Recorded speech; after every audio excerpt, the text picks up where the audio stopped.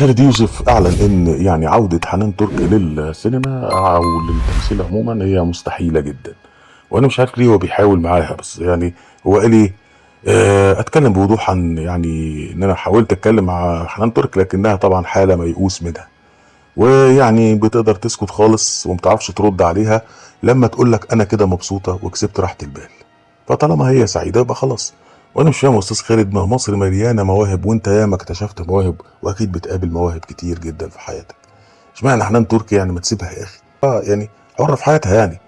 فلا مفيش، وشايف انها موهبه استثنائيه دي يا عم. لو كانت حتى بقى اعظم موهبه في التاريخ وهي حابه تقعد كده في حياتها، هي فيها اقناع دي؟